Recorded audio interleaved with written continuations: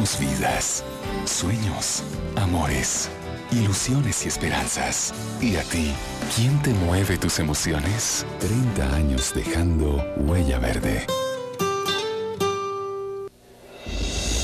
Muy buenas noches, estas son las noticias hoy martes 20 de agosto de 2013. En este momento hacemos contacto con CNN Latino en la ciudad de Nueva York y el área triestatal, saludando a nuestros televidentes residentes en los Estados Unidos. Telepaís vía USA, un pedacito de Colombia bajo la óptica noticiosa. A la cárcel fue enviado Fabio Andrés Salamanca, el joven que le causó la muerte a 2 mujeres y graves lesiones a un taxista cuando conducía en estado de embriaguez. Conozca cómo quedó conformada la nueva cúpula del Ejército. General Manuel Gerardo Guzmán será el nuevo subcomandante de la institución.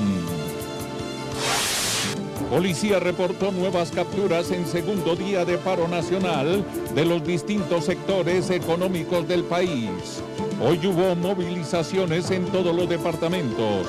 En Bogotá marcharon sindicalistas, educadores y representantes del sector salud. Nuevamente, defensa de Samuel Moreno solicitó nulidad del proceso que se adelanta contra el exmandatario. Exgobernador de Nariño, Antonio Navarro Wolf, rindió testimonio en caso de Agroingreso Seguro. Dijo que en ese departamento la iniciativa funcionó a la perfección y que no hubo presiones políticas. FARC reconocieron su responsabilidad como victimarios en el marco del conflicto armado. Comunicado del grupo guerrillero generó reacciones. Familia de joven grafitero Diego Felipe Becerra radicó demanda contra la nación. Exigen millonaria suma de dinero por perjuicios morales. Telepaís, con nuestra gente al día.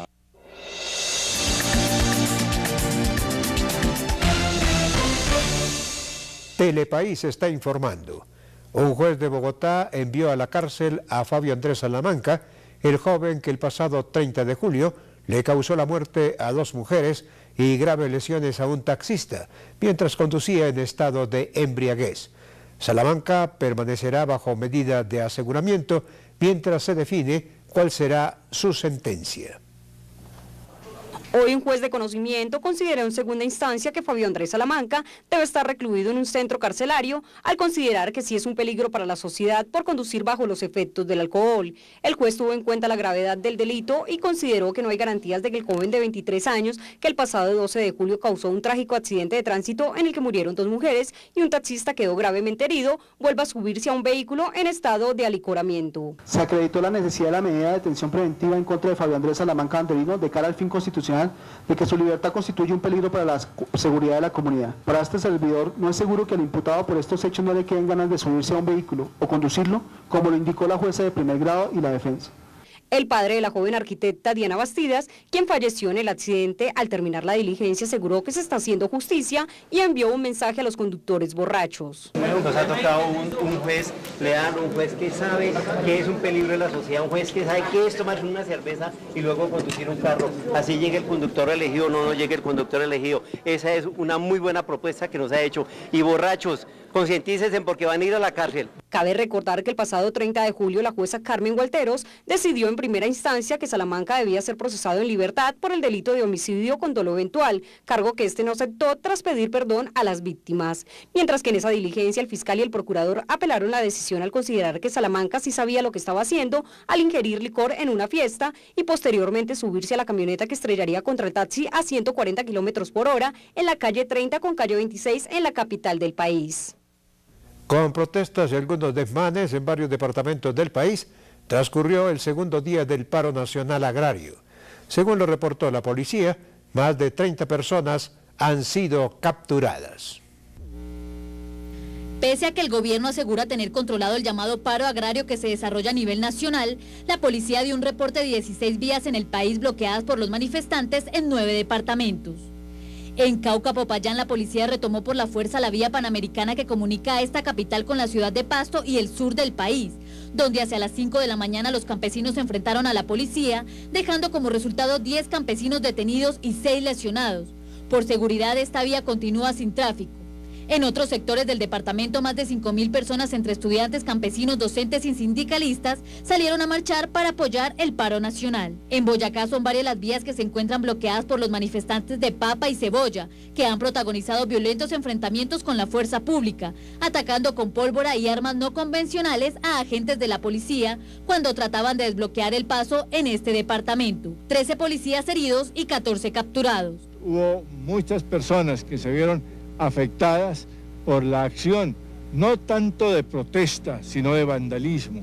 Y aquí quiero hacer una diferencia porque fue poca la asistencia, pero sí incrementada la violencia. En Antioquia se movilizó una caravana de cultivadores de café a la cual se unieron los mineros.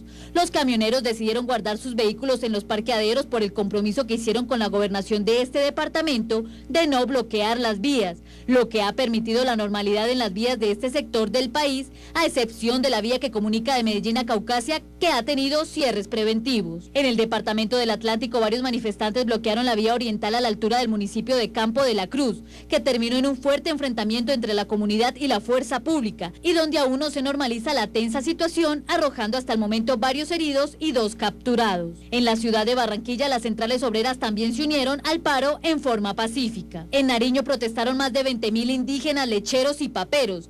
Hay varias concentraciones en Casambuco, Túquerres, El Espino y en la vía hacia Ipiales.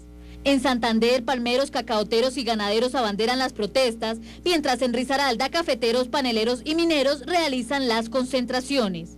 En Cartagena, las movilizaciones en el centro histórico de la ciudad se desarrollan en forma pacífica. Por su parte, el Valle del Cauca es uno de los departamentos donde el paro se ha desarrollado con mayor calma.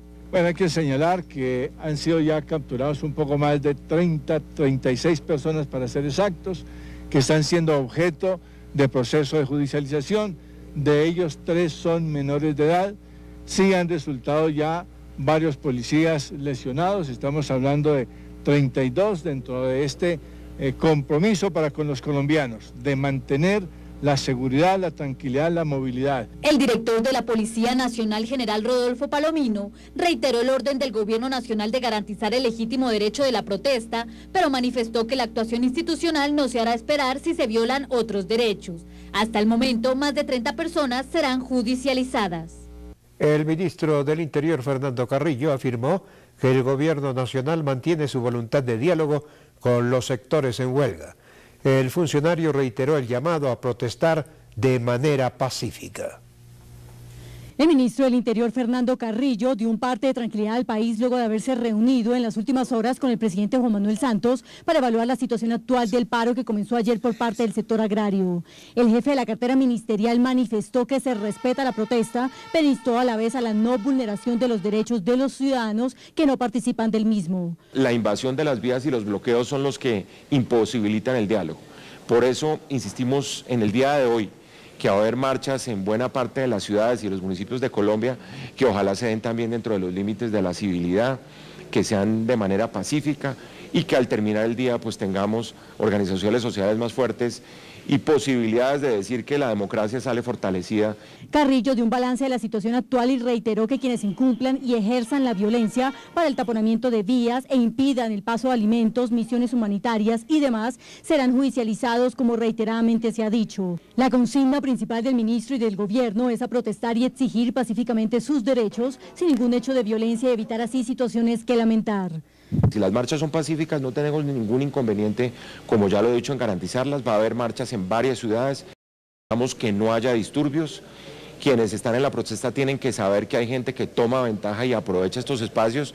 Luego, si eso se presenta, el mensaje que le estamos enviando a quienes están en la protesta es denúncienlos ante las autoridades. Arauca, Putumayo, Boyacá y Nariño son las regiones donde se han presentado violencia. El ministro afirmó con beneplácito que los colombianos han comprendido en su mayoría que es legítimo el derecho a la protesta, pero no a las vías de hecho. Se espera que se siga garantizando los derechos de los colombianos hasta que haya una concertación entre las partes. En Bogotá marcharon las centrales obreras, educadores y trabajadores del sector de la salud.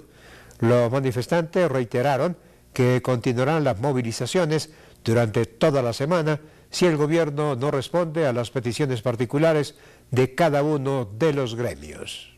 El gobierno nacional tendrá que organizar las mesas de diálogo necesarias para resolver todos los conflictos que hoy aquejan al país.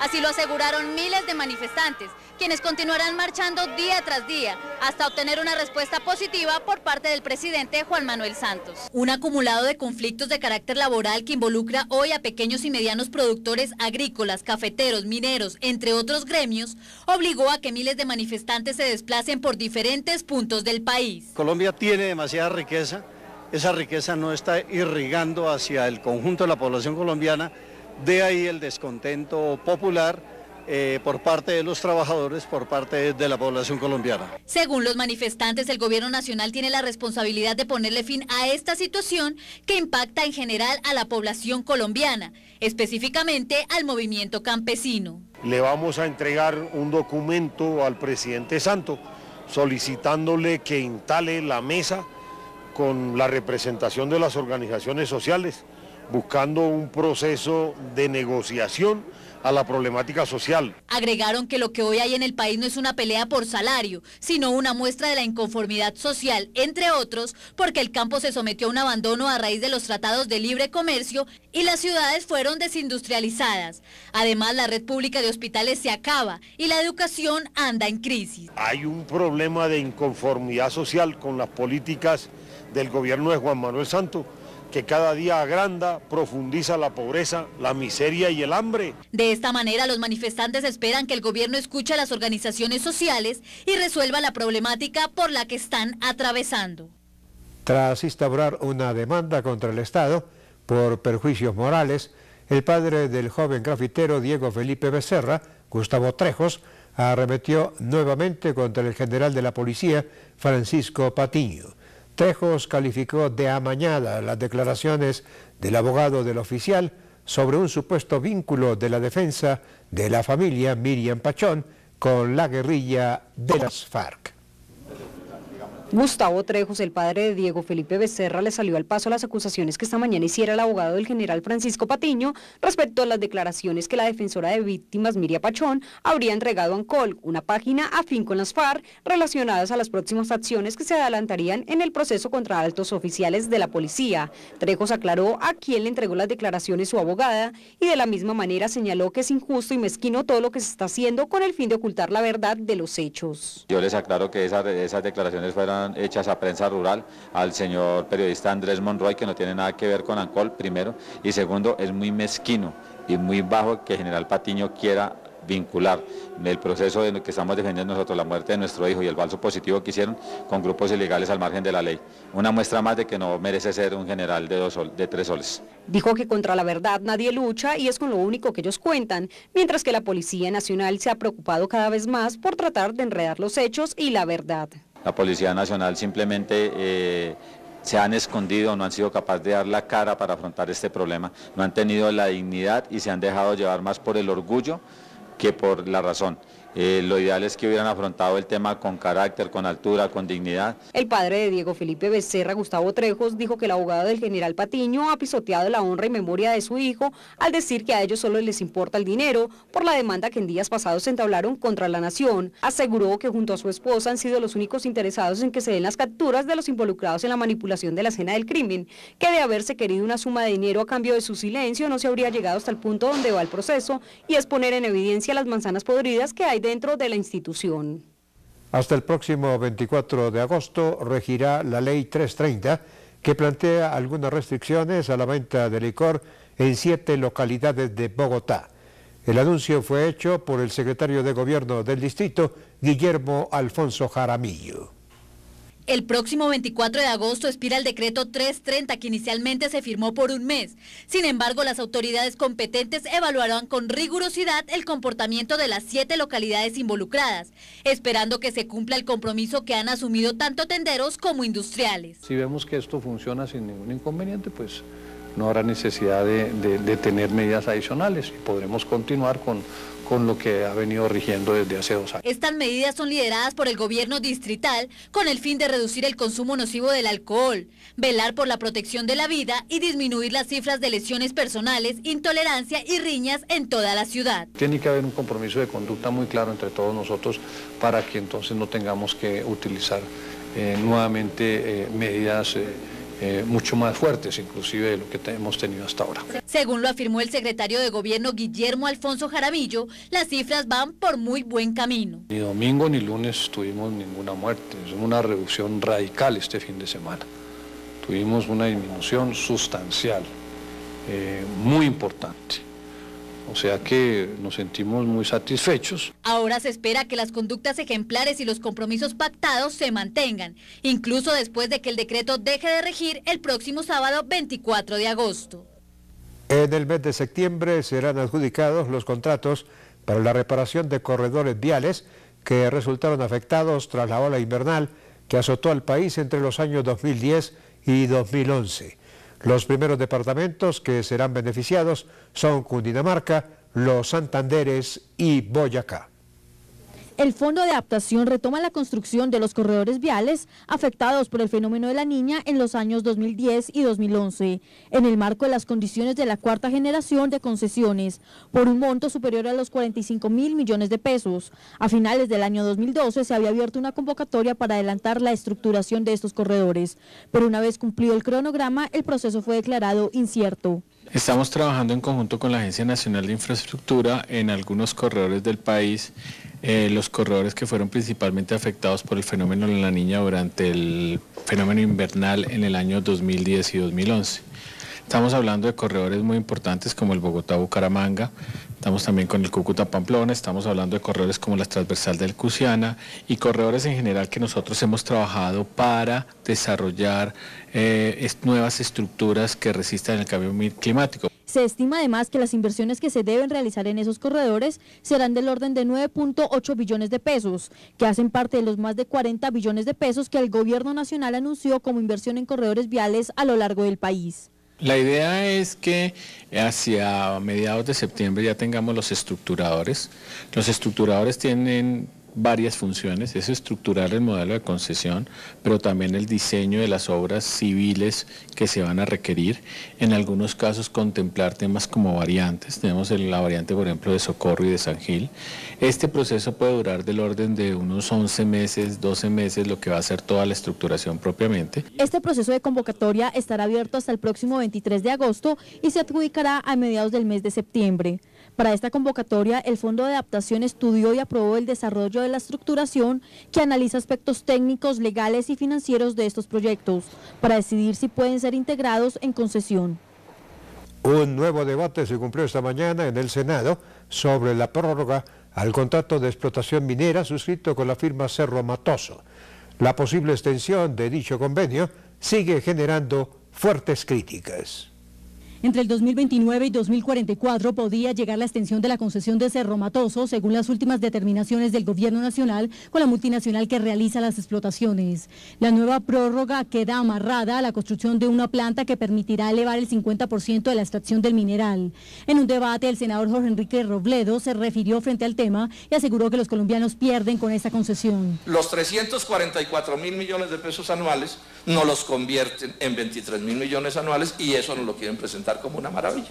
Y no lo presenta como una maravilla porque lo de antes era más malo. Pues sí, lo de antes podía ser más malo, pero esto no es nada bueno porque además vamos a ver, aquí se nos van perdiendo otras cosas que el gobierno no quiere mencionar. Entre las modificaciones económicas que se le hicieron al contrato se fijó un incremento adicional del 2% de las regalías al pasar del 19% al 14%, que se haría de forma escalonada hasta el 2029. Pese a las críticas, la negociación contempló una inversión social directa a la comunidad en un proyecto regional por 18.000 millones de pesos en los próximos años. Que los colombianos se olviden de que algún día esa mina y esa empresa le va a revertir a la nación colombiana.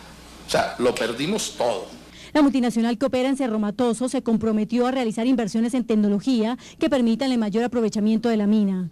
Además de ello, se hizo un llamado al Gobierno Nacional para la Agencia Nacional de Licencias Ambientales para tratar los efectos de esta y la inversión en la zona. La secretaria de Integración Social de Bogotá, María Teresa Muñoz, explicó cómo funcionará la entrega de subsidios de las personas inscritas en el programa Adulto Mayor, tras el reciente anuncio del Ministerio de Trabajo de aumentar el monto de las ayudas. A partir del mes de septiembre, estas personas empezarán a recibir un beneficio adicional y se les hará un reconocimiento retroactivo correspondiente al mes de agosto. Con el reciente anuncio del Ministerio de Trabajo de subir a 120.000 pesos el pago a las personas pertenecientes al programa Adulto Mayor en Bogotá, la Secretaría de Integración Social explica cómo va a ser el proceso y la inversión que tendrá el gobierno distrital para poder cumplir con los pagos. El subsidio que entrega el gobierno nacional se entrega cada 2 meses y se entregaba por 150.000 pesos. Ahora las personas lo van a recibir por 240.000 con el aporte que hace el distrito de 45.000 pesos mensuales. Esto significa también el distrito está haciendo el aporte con el subsidio de 120.000 pesos que da en este momento más de 30.000 personas reciben el subsidio. A esto, sumándole los subsidios del gobierno nacional, se habla de que se están entregando más de 78.000.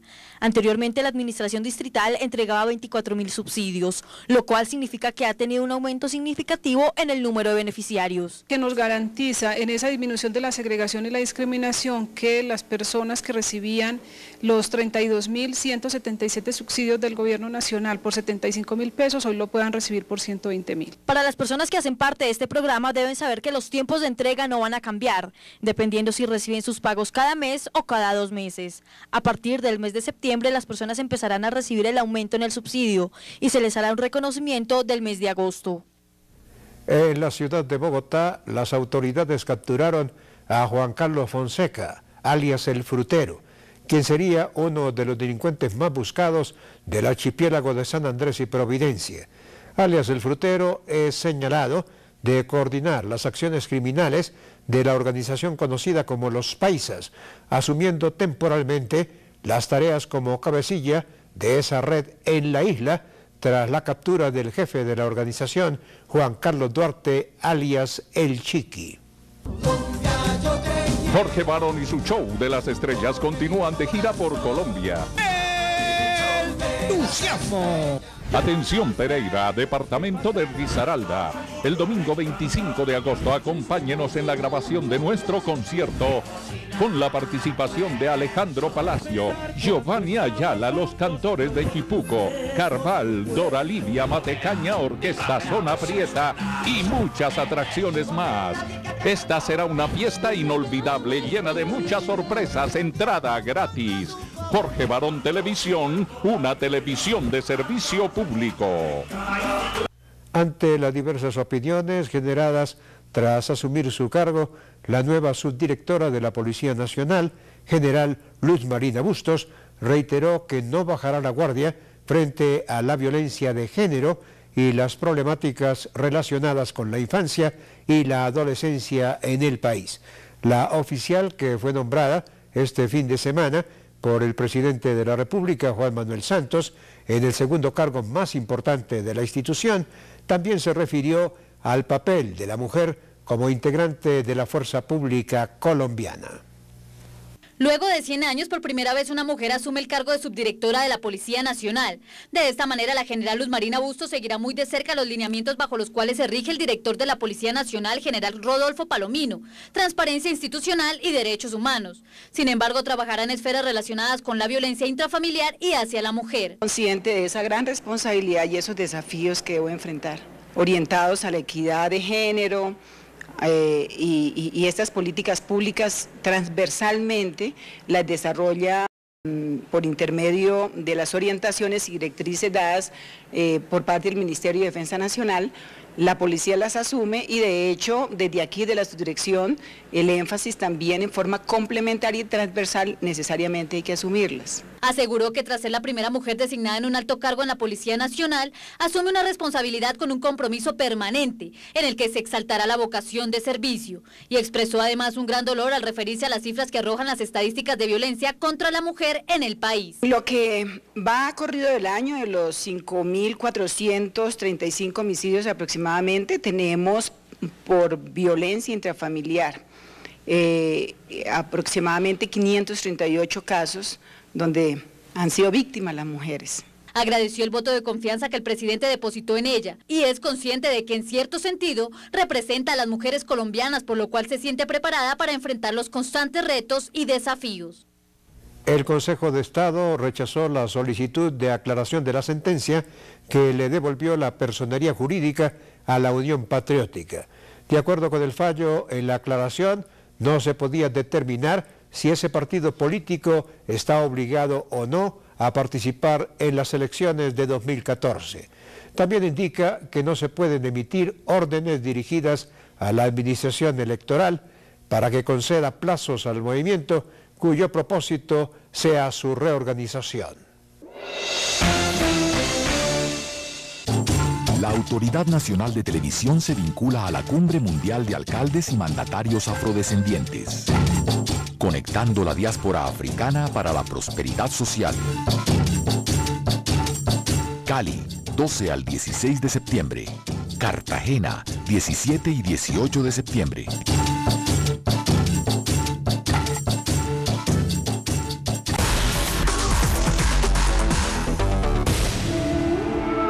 Con las experiencias de tu comunidad todos podemos beneficiarnos, como Enrique, que gracias al filtro de agua que desarrolló con sus vecinos, hoy hace raspado con agua más pura. Comparte las experiencias exitosas de tu comunidad en relación con el agua como recurso vital antes del 16 de agosto en www.acienciacierta.gov.co. Podrán recibir hasta 80 millones para fortalecer la mejor experiencia. A Ciencia Cierta, la red de colombianos por la ciencia, la tecnología y la innovación de conciencias para construir un país justo. Telepaís está informando. La Confederación Colombiana de Cámaras de Comercio, Confecámaras, destacó los buenos resultados obtenidos tras la legislación de la Ley del Primer Empleo. Julián Domínguez, presidente de esa entidad, resaltó que dicha iniciativa ha contribuido a la formalización de pequeñas empresas. Confecámaras entrega un balance con los principales logros y resultados obtenidos desde la entrada en legislación de la Ley del Primer Empleo, la cual ha posibilitado la creación de nuevas empresas y el crecimiento laboral para miles de colombianos que hace poco terminaron sus estudios y que son menores de 28 años. La Ley 1429, que fue la ley de formalización, ha generado magníficos impactos para la dinámica empresarial en el país. En primer lugar, se beneficiaron 51.000 empresas de una amnistía que se produjo, que permitió que empresas que llevaban inactivas por mucho tiempo regresaran a la actividad empresarial. En total, más de 460.000 empresas se han podido beneficiar con la Ley 1429. Se destaca que muchas venían de la informalidad y con la entrada en vigencia de esta ley se han podido formalizar, lo cual permite una mayor incursión laboral y una reducción del desempleo significativa. En segundo lugar, entre el 30 de diciembre del 2010 y la fecha, hemos logrado que se formalicen 413.000 empresas nuevas, que son o que ya venían en la informalidad o empresas que se han creado beneficiándose de la nueva ley. Durante el tiempo que le resta este año, se espera que el número de creación y formalización de empresas se mantenga. Es importante recordar que aquellas compañías que se acojan a la Ley del Primer Empleo van a obtener beneficios importantes por parte del Estado. Por ejemplo, no pagarán los aportes a nómina, a cajas de compensación familiar, al SENA, al ICBF y a la subcuenta de solidaridad en salud, en sus 2 primeros años a partir del inicio de su actividad económica principal. Y ahora saludamos a Maritza Peña, quien reporta desde la ciudad de Nueva York acerca de la información del día en los Estados Unidos. Adelante, Maritza, con todas las noticias desde la Gran Manzana. Muchísimas gracias, Jorge Barón, y saludos a toda Colombia desde la ciudad de Nueva York.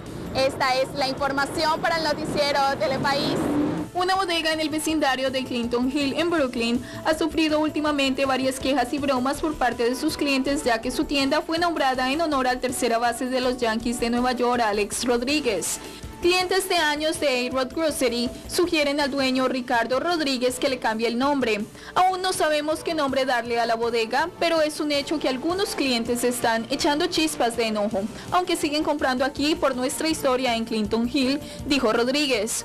Por lo que está pasando ahorita, por lo mismo que está pasando los asteroides, ya sabes, la controversia. La gente está molesta por lo mismo que le dije ahorita, que 2 años atrás era un ejemplo a seguir, pero de la noche a la mañana cambió todo.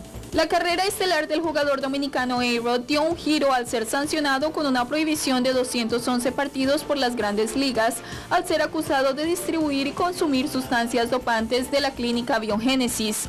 El establecimiento está ubicado en la avenida Waverly y Washington. Se llamaba Peña Grocery antes de ser nombrada A-Rod Grocery. El dueño expresó su decepción contra el jugador, pero reconoció su gran talento. En cualquier negocio pueden ellos poner el nombre que ellos quieran. A nadie le tiene que molestar el nombre de cualquier persona. Siempre ha estado ese nombre así. ¿Cuál es el uso que lo cambien ahora? Este ha sido nuestro informe desde la ciudad de Nueva York para el noticiero Telepaís en Bogotá, Colombia. Ahora regresamos al estudio con Jorge Barón. Gracias, Maritza, por su informe desde la ciudad de Nueva York. Y en otros hechos nacionales, decenas de integrantes de la Confederación de Pensionados de Colombia y ex trabajadores de la empresa de teléfonos de Bogotá, ETB, se congregaron en el centro de la capital y manifestaron su rechazo al anuncio del ministro de Trabajo, Rafael Pardo, sobre el traslado de sus pasivos pensionales hacia una compañía privada de administración de seguros. Más de 200 pensionados de la empresa de teléfonos de Bogotá se congregaron esta mañana frente a una de las sedes administrativas ubicada en el centro de la ciudad para luchar por la defensa de sus pensiones. La empresa pretende arrebatarnos este derecho convencional pasándonos a una empresa pagadora de pensiones. Según los manifestantes, esta nueva empresa donde pretenden ser trasladados corresponde a la senadora Piedad Zucardi, quien tendría vínculos familiares con el vicepresidente de la empresa de teléfonos de Bogotá. Esto implica que nuestro pasivo pensional, que asciende a la suma de 1.200.000 millones, va a engrosar las arcas de esta entidad. Solicitan a la ETB que frene el proceso de traslado, ya que no están dispuestos a que otra empresa sea la pagadora de sus pensiones. De seguir el proceso, los pensionados irían a instancias jurídicas para instaurar las demandas pertinentes.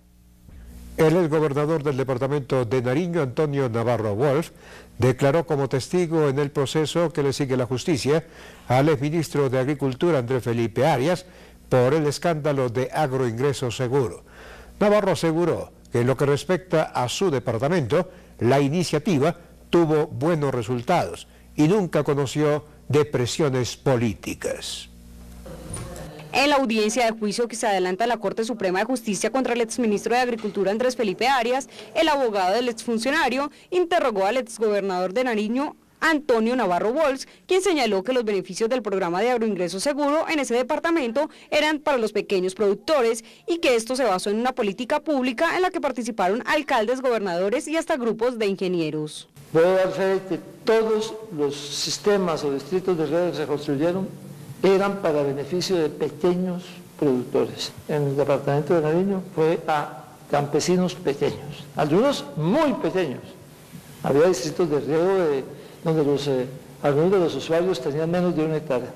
Por su parte, la exdirectora de Planeación y Presupuesto Nacional, Carolina Rentería Rodríguez, también llamada por la defensa de Arias como testigo a declarar, afirmó que el programa aumentó la productividad y competitividad del campo, por lo que hubo reducción de pobreza. Señaló que en este programa no se excluyó a ningún empresario, ya fuera pequeño o grande. Se logra una reducción en los niveles de pobreza, se logra generación de empleo rural, y con esta mayor productividad se logra, y estamos hablando años 2007, 2008, 2009, se logra una ampliación de la oferta de alimentos del país en un momento en que hay una crisis mundial de alimentos. Los testigos presentados por la defensa respondieron tanto a las preguntas del abogado de Andrés Felipe Arias como del fiscal delegado y ambos coincidieron en aportar en sus declaraciones que en ningún momento hubo insinuación política o económica por parte del exministro. Hoy se conoció cómo quedará conformada la nueva cúpula del Ejército Nacional tras el remesón en todas las fuerzas ordenado por el presidente Juan Manuel Santos. Al lado del general Juan Pablo Rodríguez, comandante de esa institución, estará el general Manuel Gerardo Guzmán, quien asume como nuevo subcomandante de esa fuerza.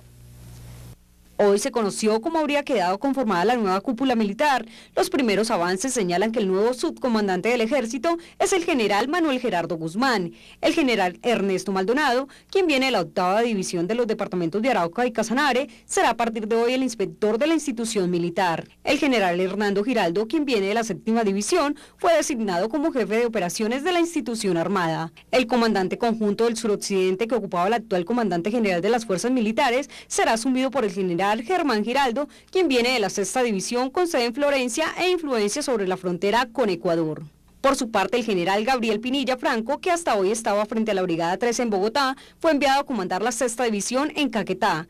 El general Jorge Humberto Jerez, quien comandaba la Fuerza de Tarea Polo en el norte del Cauca y donde se reportó importantes golpes a las FARC, entre ellos la reciente muerte de alias Jaimito y el burro del Frente Sexto de ese grupo al margen de la ley, será quien asuma la seguridad de Bogotá y Cundinamarca a través de la Brigada 13 del Ejército Nacional. Por último, el comandante del Centro de Instrucción Militar en Tolemaida lo asumirá en aproximadamente una semana el general Carlos Rubiano, quien deja la Fuerza de Tarea Girón en Arauca. La decisión del Gobierno Nacional sobre la suspensión temporal de la erradicación de cultivos ilícitos en el Catatumbo generó reacciones en el Partido Conservador. El senador de esa colectividad, José Darío Salazar, afirmó que con dicha determinación se estaría favoreciendo a la insurgencia. El senador José Darío Salazar criticó abiertamente al gobierno nacional frente a la última disposición del presidente Juan Manuel Santos frente a la sustitución de cultivos ilícitos en el Catatumbo. Salazar aseguró que el hecho de que éste haya dado la orden de frenar la erradicación manual en la zona es un mal ejemplo para el país y para la comunidad internacional.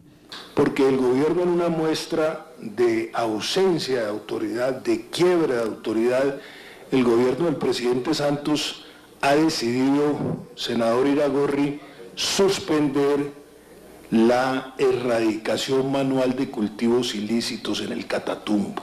El senador aseguró que este es un mensaje claro a La Habana y que con ello se le está cediendo terreno a las FARC porque frenar la erradicación es una de las principales peticiones del grupo cuando se desbordó la crisis en esa región. El mal ejemplo sigue, la ausencia de autoridad sigue y el Estado y su institucionalidad cada día cede más ante semejantes pretensiones. ¿Cuál es la pretensión? ¿Cuál es el objetivo? Deben estar de fiesta los contertulios del presidente Santos en La Habana, los señores de las FARC, porque han logrado su cometido de hacer suspender la erradicación manual de cultivos. Con esta decisión, según el parlamentario, el presidente le está dando gusto al terrorismo porque allí sea el principal financiador del conflicto. La discusión se dio en el debate de la Comisión Económica del Senado. Las críticas siguen vigentes en cuanto al tema. Nuevamente, la defensa del exalcalde de Bogotá, Samuel Moreno, solicitó la nulidad del proceso que se adelanta contra su cliente por su presunta participación en los delitos de peculado por apropiación y concierto para delinquir por el llamado carrusel de la contratación en el distrito.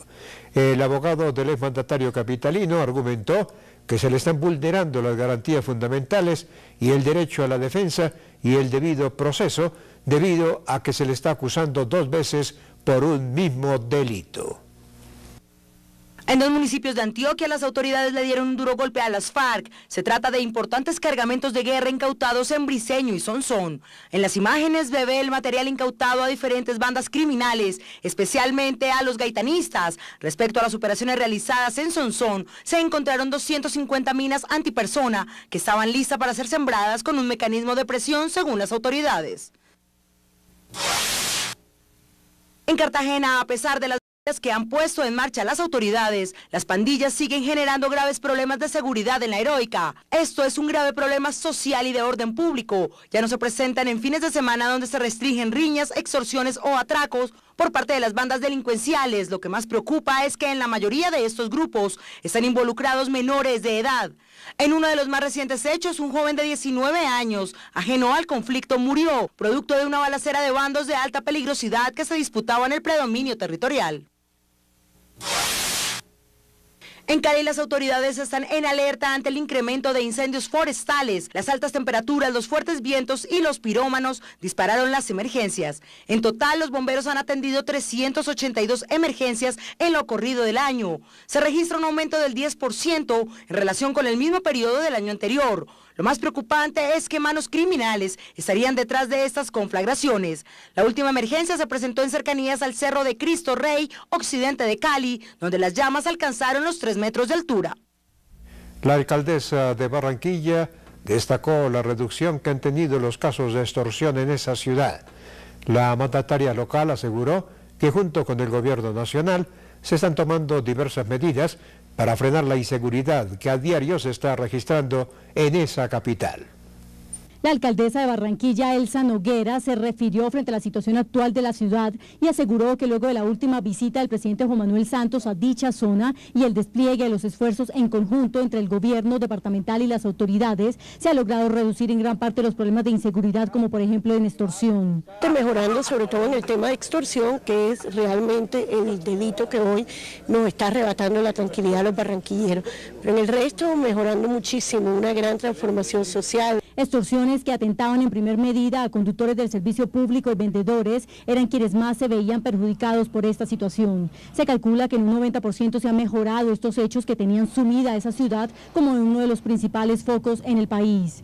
Los resultados han sido contundentes, capturas especialmente de los líderes o los jefes de estas bandas criminales y obviamente esto redujo de manera inmediata todos los casos de extorsión, la gran mayoría en Barranquilla. Entonces hay que seguir así, trabajando con todas las instancias del orden nacional.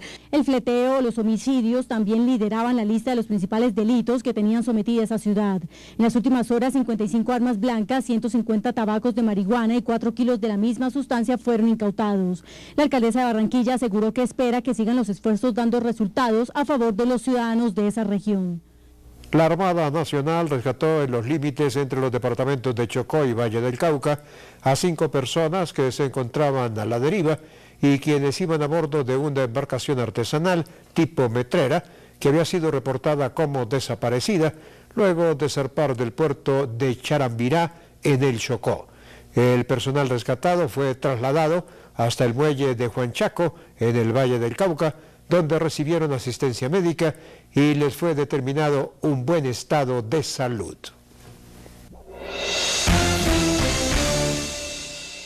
Si quieres formarte en un curso virtual del SENA, solo tienes que entrar a www.sena.edu.co. Dirígete a la casilla ¿Qué quiere estudiar? Selecciona la opción Formación Virtual. Ingresa una palabra clave relacionada con el programa que deseas consultar y haz clic en Buscar. Selecciona el curso de tu interés, ingresa a Ver más y haz clic en Inscripción. Recuerda que debes estar registrado. Si no lo estás, haz clic en el botón Regístrate y sigue los pasos. Ingresa tus datos y selecciona Terminar. El sistema te enviará una notificación al correo electrónico que registraste, la cual te informará que estás preinscrito. Para finalizar el proceso, haz clic en Confirmar inscripción. Recuerda que todos los servicios del SENA son gratuitos y no requieren intermediarios. Esto es construir un país moderno. Estamos transformando a Colombia.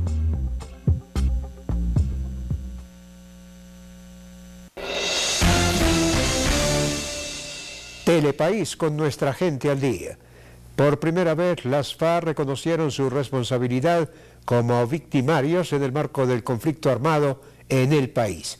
A través de un comunicado leído desde La Habana por alias Pablo Catatumbo, el grupo guerrillero pidió al gobierno nacional suscribir un acuerdo para resarcir a las víctimas.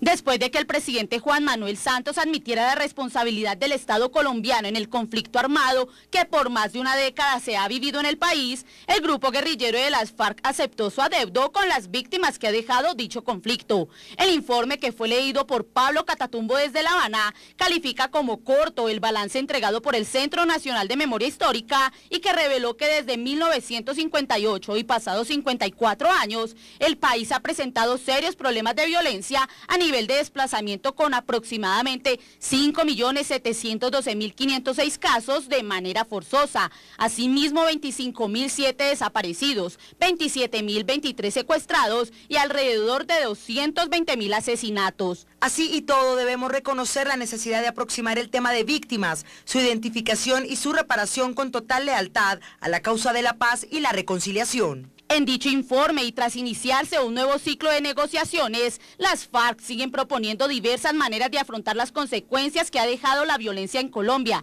Esta vez plantearon la creación de una comisión que analice las causas del conflicto interno para así concretar soluciones más precisas y eficaces. Dicha comisión estaría conformada por expertos tanto colombianos como extranjeros. La comisión propuesta podría perfeccionar los trabajos adelantados hasta la fecha, agotando la investigación, estudio y análisis de lo acontecido. Es así como se logra establecer la verdad y señalar responsabilidades. Por ahora queda esperar la reacción del gobierno nacional frente a las declaraciones de dicha guerrilla respecto a sus propuestas para, según ella, apoyar el progreso en los diálogos de paz y a las constantes críticas sobre el marco legal para la paz, ya que las FARC los siguen catalogando como fuera de contexto.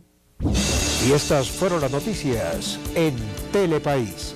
La cita de mañana aquí por el Canal 1 y CNN Latino en la ciudad de Nueva York y el área triestatal.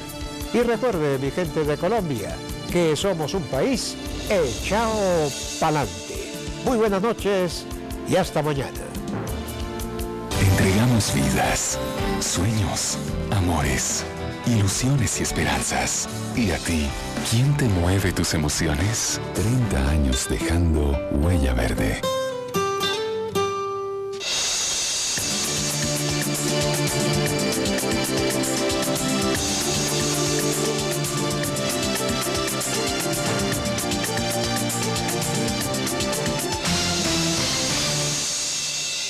Haciendo justicia y envió un mensaje a los conductores borrachos. Nos ha tocado un juez leal, un juez que sabe que es un peligro en la sociedad, un juez que sabe que es tomarse una cerveza y luego conducir un carro. Así llegue el conductor elegido, no llegue el conductor elegido. Esa es una muy buena propuesta que nos ha hecho. Y borrachos, concientícense porque van a ir a la cárcel. Cabe recordar que el pasado 30 de julio la jueza Carmen Gualteros decidió en primera instancia que Salamanca debía ser procesado en libertad por el delito de homicidio con dolo eventual, cargo que este no aceptó tras pedir perdón a las víctimas. Mientras que en esa diligencia el fiscal y el procurador apelaron la decisión al considerar que Salamanca sí sabía lo que estaba haciendo al ingerir licor en una fiesta y posteriormente subirse a la camioneta que estrellaría contra el taxi a 140 kilómetros por hora en la calle 30 con calle 26 en la capital del país. Con protestas y algunos desmanes en varios departamentos del país, transcurrió el segundo día del paro nacional agrario. Según lo reportó la policía, más de 30 personas han sido capturadas. Pese a que el gobierno asegura tener controlado el llamado paro agrario que se desarrolla a nivel nacional, la policía dio un reporte de 16 vías en el país bloqueadas por los manifestantes en 9 departamentos. En Cauca, Popayán, la policía retomó por la fuerza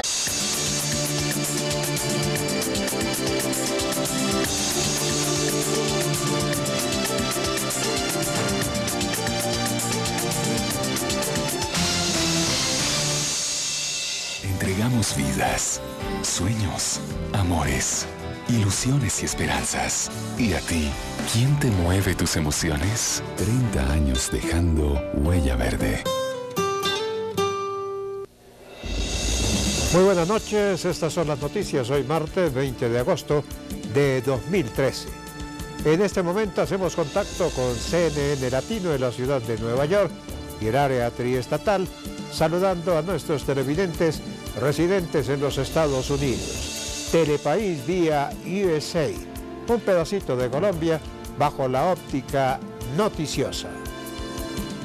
A la cárcel fue enviado Fabio Andrés Salamanca, el joven que le causó la muerte a 2 mujeres y graves lesiones a un taxista cuando conducía en estado de embriaguez. Conozca cómo quedó conformada la nueva cúpula del ejército.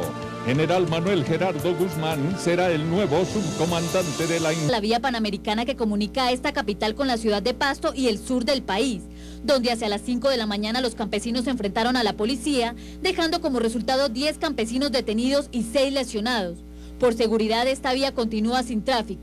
En otros sectores del departamento, más de 5.000 personas entre estudiantes, campesinos, docentes y sindicalistas salieron a marchar para apoyar el paro nacional. En Boyacá son varias las vías que se encuentran bloqueadas por los manifestantes de papa y cebolla, que han protagonizado violentos enfrentamientos con la fuerza pública, atacando con pólvora y armas no convencionales a agentes de la policía cuando trataban de desbloquear el paso en este departamento. 13 policías heridos y 14 capturados. Hubo muchas personas que se vieron afectadas por la acción, no tanto de protesta, sino de vandalismo. Y aquí quiero hacer una diferencia porque fue poca la asistencia, pero sí incrementada la violencia. En Antioquia se movilizó una caravana de cultivadores de café a la cual se unieron los mineros. Los camioneros decidieron guardar sus vehículos en los parqueaderos por el compromiso que hicieron con la gobernación de este departamento de no bloquear las vías, lo que ha permitido la normalidad en las vías de este sector del país, a excepción de la vía que comunica de Medellín a Caucasia, que ha tenido cierres preventivos. Institución. Policía reportó nuevas capturas en segundo día de paro nacional de los distintos sectores económicos del país. Hoy hubo movilizaciones en todos los departamentos. En Bogotá marcharon sindicalistas, educadores y representantes del sector salud. Nuevamente, defensa de Samuel Moreno solicitó nulidad del proceso que se adelanta contra el exmandatario. Exgobernador de Nariño, Antonio Navarro Wolf, rindió testimonio en caso de Agroingreso Seguro. Dijo que en ese departamento la iniciativa funcionó a la perfección y que no hubo presiones políticas. FARC reconocieron su responsabilidad como victimarios en el marco del conflicto armado. Comunicado del grupo guerrillero generó reacciones. Familia de joven grafitero Diego Felipe Becerra radicó demanda contra la nación. Exigen millonaria suma de dinero por perjuicios morales. Telepaís, con nuestra gente al día.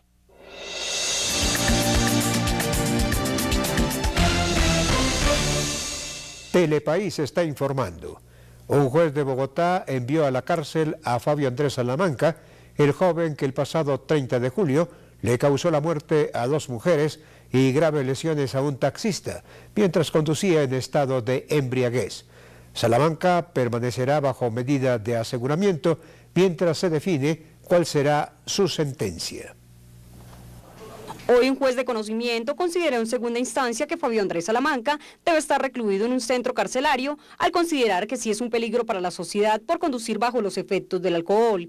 El juez tuvo en cuenta la gravedad del delito y consideró que no hay garantías de que el joven de 23 años, que el pasado 12 de julio causó un trágico accidente de tránsito en el que murieron 2 mujeres y un taxista quedó gravemente herido, vuelva a subirse a un vehículo en estado de alicoramiento. Se acreditó la necesidad de la medida de detención preventiva en contra de Fabio Andrés Salamanca Anderino de cara al fin constitucional de que su libertad constituye un peligro para la seguridad de la comunidad. Para este servidor no es seguro que al imputado por estos hechos no le queden ganas de subirse a un vehículo o conducirlo, como lo indicó la jueza de primer grado y la defensa.